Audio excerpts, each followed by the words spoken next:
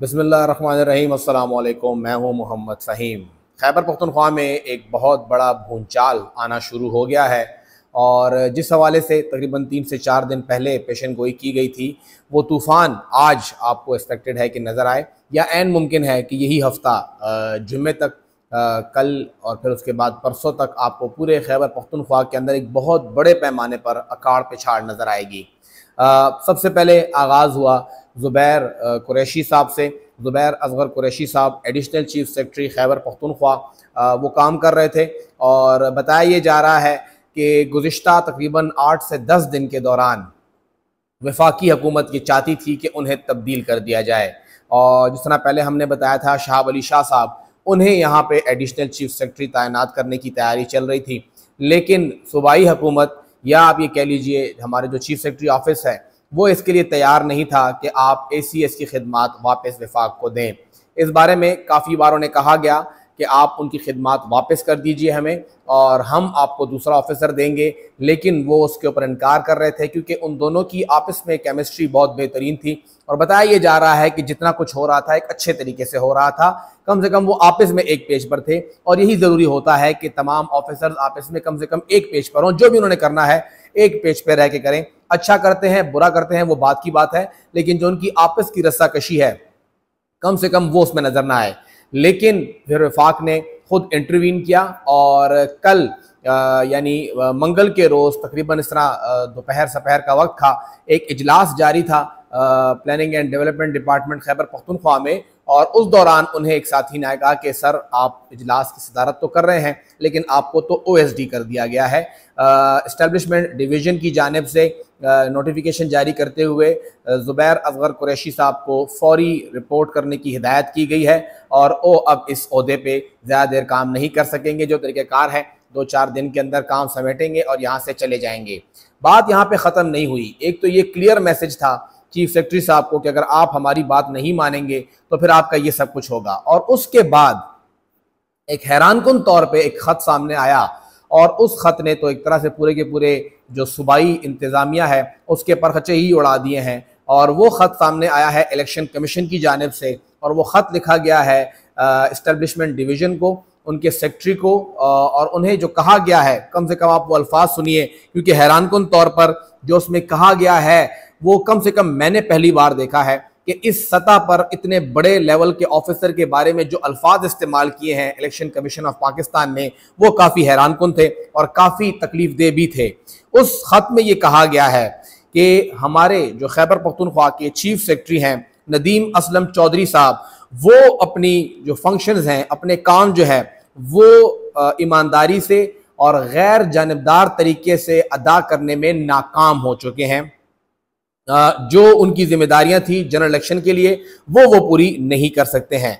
It is crucial moment, ये उन्होंने कहा है कि इट इज़ क्रूशल रिक्वायरमेंट कि जो फ्री एंड फेयर इलेक्शंस हैं उसके हवाले से आप एक प्रोफेशनल और एक ऐसे बंदे को जो कि हाईली स्किल्ड ऑफिसर हो और किसी भी जानिब उसका झुकाव ना हो, उसको इस ओहदे के ऊपर बराजमान करें, जो कि बहुत ज़रूरी है। लिहाजा इस ऑफिसर को इस ओहदे से हटाया जाए, यानी नदीम असलम चौधरी को चीफ सेक्रेटरी के ओहदे से हटाया जाए और वहाँ पे किसी अच्छे और बेहतर ऑफिसर की तैनाती की जाए। नदीम असलम चौधरी साहब पिछले 10-15 दिन के अंदर जो उन्होंने रेजिस्टेंस शो की और जिस तरह हमने पहले ही कहा था कि उनकी तब्दीली हो रही है, फैसला हो चुका है, लेकिन तब्दीली इस तरह से होगी ये बहुत ही अफसोसनाक है और बहुत ही हैरानकुन है कि सूबे में आखिर हो क्या रहा है। अगर वो कुछ लोगों के अहकामात को उस तरह बजा नहीं लाए जिस तरह वो चाहते थे, इवन तो हमारे ज़राए तस्दीक कर रहे हैं कि उन्होंने कभी किसी को इनकार नहीं किया। गवर्नर साहब सबसे पहले सारी पावर गवर्नर के पास थी, उन्होंने चुपचाप उनकी तमाम बातें मानी। वज़ीर आला बेचारे तो कुछ कहते थे नहीं, इसलिए उनको कुछ मसला नहीं था। और बाकी जो हमारे मुक़र्रर हल्के हैं जब भी उन्होंने बुलाया वो चुपचाप गए, वहाँ बैठे, जहाँ पर दस्तखत करने को कहा वो करके दे दिए, जो करने के लिए कहा वो कर दिया गया, जो उन्हें मालूम नहीं था वो भी उन्होंने कर दिया कि चलें जी ये भी कर देते हैं। तो फिर मसला शुरू कहाँ से हुआ? मसला असल में ज़ुबैर कुरैशी साहब के साथ एक जो मामला हुआ कि उन्हें हटाना चाहते थे वफाकी हुकूमत और वहाँ पे तब्दीली चाहते थे और वहाँ पे ये स्टैंड कर गए। अब मसला सिर्फ उनकी हद तक नहीं है, बताया ये जा रहा है कि खैबर पख्तूनख्वा में जितने भी इंतज़ामी महकमे हैं, 34 टोटल इंतज़ामी महकमे हैं, ये सब के सब तब्दील होंगे। यानी खैबर पख्तूनख्वा में ग्रेड 19, ग्रेड 20 और ग्रेड 21 ऑलरेडी हमारे चीफ सेक्रेटरी और ACS ये ग्रेड 21 और 22 का ही ओहदा है, और एक ओहदा कम, एक ग्रेड कम इस पे काम कर सकते हैं। ACS और CS तो गए, वो तो अब हर हाल में तब्दील होंगे। बाकी जो 34 महकमे हैं, बताया ये जा रहा है कि तमाम के तमाम को तब्दील करने का फैसला किया गया है। एन मुमकिन है कि कुछ लोग उसके अंदर अपने आप को सर्वाइव करके आगे पीछे कर लें, यानी एक की टोपी उसके सर, उसकी टोपी इसके सर करके, कि यहाँ के सेक्रेटरी को उठा के वहाँ लगा दिया, वहाँ को उठा के वहाँ लगा दिया, आपस में इनकी तब्दीली कर दी जाए। एन मुमकिन है कि ये हो जाए, लेकिन बताया जा रहा है कि बहुत बड़े पैमाने पर तब्दीलियाँ होंगी। और जिस तरह बार बार निगरान हुकूमत हमारी कहती थी कि जी ये सब लोग सियासी बैठे हैं, हम यहाँ पे गैर सियासी लोग लाएंगे, तो जो उन्होंने अपने गैर सियासी यानी अपने सियासी लोग लगाए थे, या गैर सियासी होते हुए उनके ऊपर टैग लग गया कि ये तो अब PDM के लोग हैं, उनको तब्दील किया जा रहा है। इस तमाम अमल के अंदर जो कि खैबर पख्तूनख्वा का एक इंतज़ामी बहरान है, वो शिद्दत इख्तियार करने जा रहा है, क्योंकि ये कोई पहली बार नहीं है। जो हमारे चीफ सेक्रेटरीज़ हैं, ये चौथा चीफ सेक्रेटरी हो जाएगा जब यहाँ पे अगला लगेगा। सबसे पहले अगर हम लोग देखें तो बंगश साहब यहाँ पे चीफ सेक्रेटरी थे, फिर उसके बाद इमदादुल्लाह बोसाल साहब वो आए और वो ना चल सके, छोड़ के चले गए। नदीम असलम चौधरी साहब, अब उनको हटाया जा रहा है और अगला। तो ये हमारे 7 से 8 महीने के अंदर जो निगरान दौर गुजर रहा है, 4 चीफ सेक्रेटरी यहाँ पे काम करेंगे। साथ ही साथ ACS को देखा जाए तो वो ओहदा ही बार बार चेंज हो रहा है, जो मुख्तलिफ इंतज़ामी महकमे हैं उनको चेंज किया जा रहा है। एक खबर ये भी तस्दीकी सामने आई है, तस्दीक हो चुकी है इस खबर की, कि IG साहब अब इस ओहदे पर और काम नहीं करेंगे, उन्हें भी हटाने का फैसला कर लिया गया है और वो हट रहे हैं। कुछ ज़राए से नाम चल भी रहे हैं कि फ़लाँ बंदे को IG लगा दिया, फ़लाँ को लगा दिया, लेकिन अभी तक हमारे ज़राए इस बात की तस्दीक नहीं कर रहे कि किसको लगाया जा रहा है। लेकिन IG की तब्दीली भी फाइनल है, IG भी तब्दील होने जा रहे हैं। और जिस तरह गवर्नर साहब में जाना है, तो उस हवाले से भी आपको ये अगले 5-6 दिनों के अंदर ये पूरी की पूरी शफलिंग मिलेगी।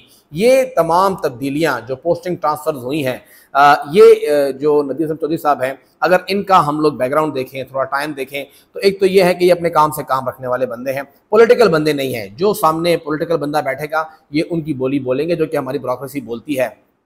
अगर गवर्नर JUI का बैठा था तो उन्होंने तमाम JUI के काम किए जो उन्हें करने चाहिए थे। अगर यहाँ पे कल को आके PTI का गवर्नर बैठ जाएगा तो वो PTI गवर्नर की सारी बातें मानते, यहाँ पे अगर नून लीग का होगा तो उसकी बातें मानते, और इन बातों को मानते मानते वो तमाम सूबे के अंदर लोअर से लेके टॉप लेवल तक सारे के सारे JUI की मर्जी के लोग लगा चुके हैं। इससे पहले मुख्तलिफ वीलॉग्स के अंदर मैं बता चुका हूँ कि JUI ने बड़े टेक्निकल तरीके के साथ प्री पोल रिगिंग का प्लान बना लिया है, और वो यही है कि उन्होंने अपने एडिशनल असिस्टेंट कमिश्नर से लेके डिप्टी कमिश्नर, कमिश्नर, टीचर और पटवारी तक जो वहाँ पे मौजूद TMO ऑफिसर्स हैं, एजुकेशन ऑफिसर्स हैं, ये सब कुछ टीचर्स वहाँ पे कौन कौन से होंगे, जो कॉलेजेस के टीचर्स हैं वो कौन कौन से होंगे, जिन्होंने जाके फिर प्रिजाइडिंग ऑफिसर बनना है, ये सब कुछ उन्होंने बड़ी प्लानिंग के साथ किया हुआ है।